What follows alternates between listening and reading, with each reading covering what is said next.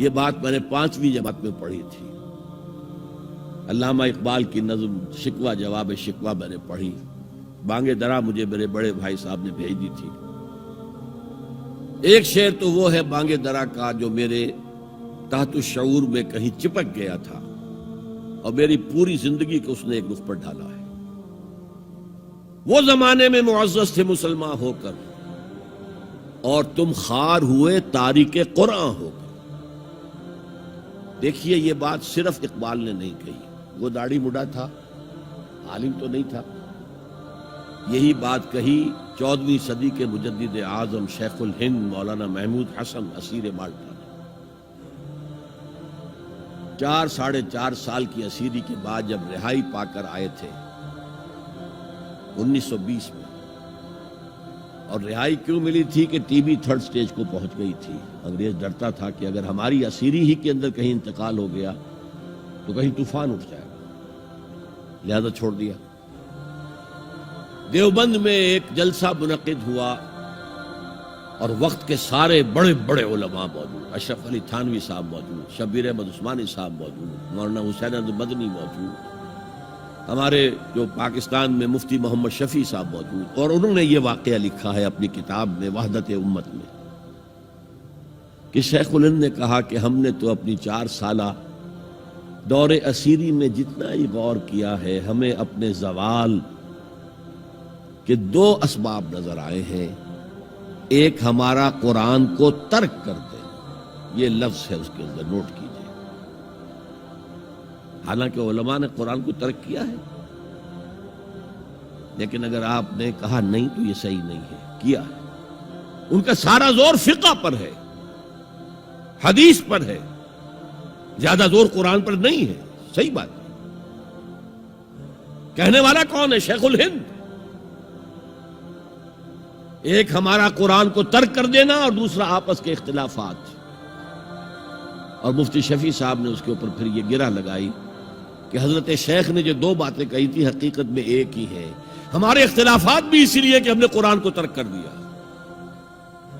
تو یہ ہے ایک شعر جو میرے ذہن میں چپک گیا تھا.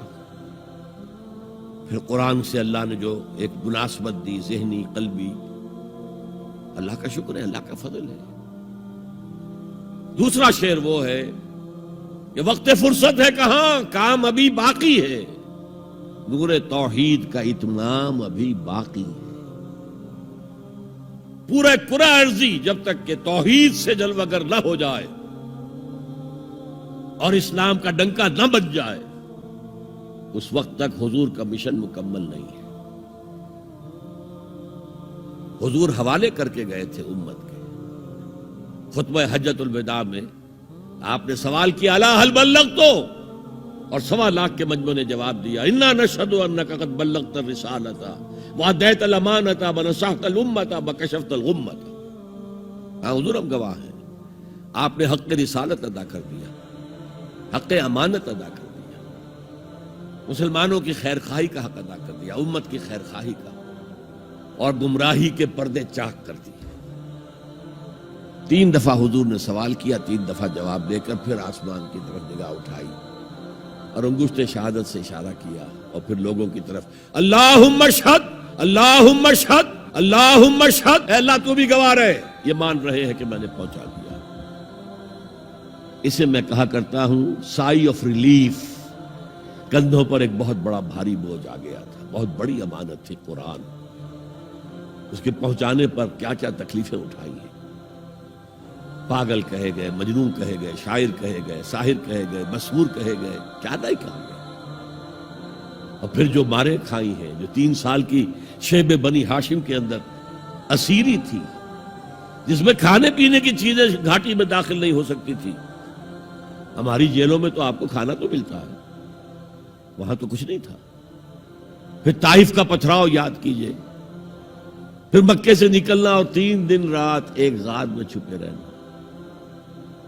پھر مدینے کے اندر آپ کو معلوم ہے غزوہ بدر آ رہی ہے, اس میں 70 اگر کافر مارے گئے تو غزوہ احد میں 70 صحابہ شہید ہوئے, جن میں حضرت حمزہ بھی ہیں. 3 رشتے ہیں حضرت حمزہ سے حضور کے, چچا بھتیجا, سب کو بس یہی معلوم ہے. چچا بھتیجا، خالہ زاد بھائی، دودھ شریک بھائی، اور عربوں میں دودھ شریک بھائی حقیقی بھائی کے طور پر ہوتا تھا. اور ان کی لاش سامنے آئی ہے کہ ناک کاٹ لی گئی ہے، کان کاٹ لیے گئے ہیں، اور پیٹ چاک کر کے کلیجہ چبایا گیا ہے. یہ سارے بوجھ اٹھا کر اگر وہ حق تبلیغ ادا ہو گیا، اے اللہ یہ مان رہے ہیں، تو بھی گواہ رہے. اور پھر کیا کہا؟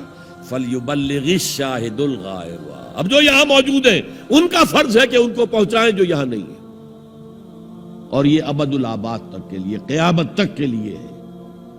انا آخر المرسلین وانتم آخر الامم. میں آخری رسول ہوں، تم آخری امت ہو. دین کی بات پھیلانا صدقہ جاریہ ہے. ثواب کی نیت سے ویڈیو کو شیئر ضرور کیجیے. جزاک اللہ.